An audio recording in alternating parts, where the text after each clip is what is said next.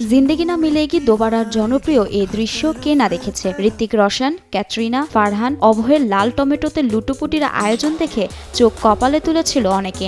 একে অপরকে টমেটো ছুঁড়ে আনন্দে মেতে উঠেছিলেন তারা। ইউরোপের দেশ স্পেন প্রতি বছরের মতো এবারও প্রস্তুতি নিচ্ছে জনপ্রিয় উৎসব লা টমাটিনা ঘিরে।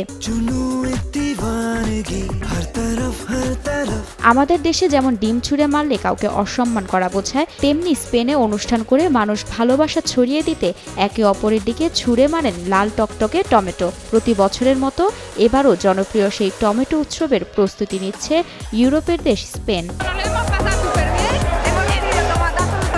টমেটো দিয়ে সালাদ, সস, চাটনি এসব দৈনন্দিন জীবনের অংশ। তবে টমেটো নিয়ে খেলা এই রীতিমতো অবাক করা বিষয়। হৃষ্টপুষ্ট লাল টকটকে টমেটোর এমন ব্যবহার দক্ষিণ এশিয়ার নিম্ন আয়ের দেশগুলোর জন্য রীতিমতো বিলাসিতার শামিল। বাংলাদেশের পার্বত্য চট্টগ্রাম এলাকার বৈশাখী উৎসব কিংবা হিন্দু সম্প্রদায়ের হোলি উৎসবের মধ্যে লা টমাটিনার খানিকটা মিল আছে এমনটা বলা ভুল হবে না। 1945 সালে স্পেনের তরুণ ছেলেদের প্রচেষ্টায় শুরু হয় এই উৎসব।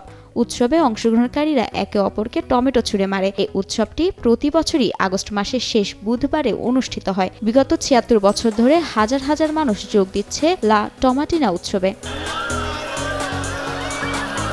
অনুষ্ঠানের আগেই ট্রাকে ট্রাকে টমেটো আসতে শুরু করে। অংশগ্রহণকারীরা ট্রাকের পেছনে ছুটতে শুরু করে টমেটোর জন্য। কেউ কেউ সেই টমেটো বোঝাই ট্রাকেই উঠে গিয়ে টমেটো ছোড়াছুড়িতে অংশ নেয়। উৎসবের দিন স্পেনে সেই শহরে মাটি সেজে ওঠে লাল টমেটোর রঙে।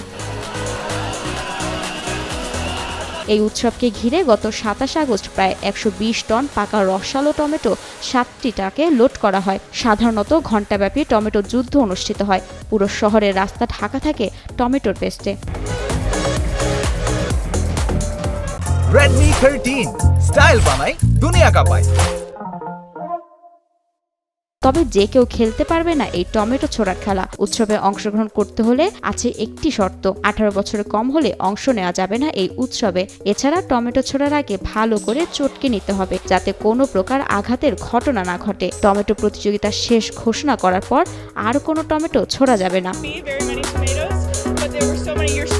স্পেনের অধিবাসীদের সঙ্গে লা টমাটিনার আনন্দ উপভোগ করতে প্রতি বছর স্পেনে ছুটে আসেন বিশ্বের 20,000-এরও বেশি মানুষ।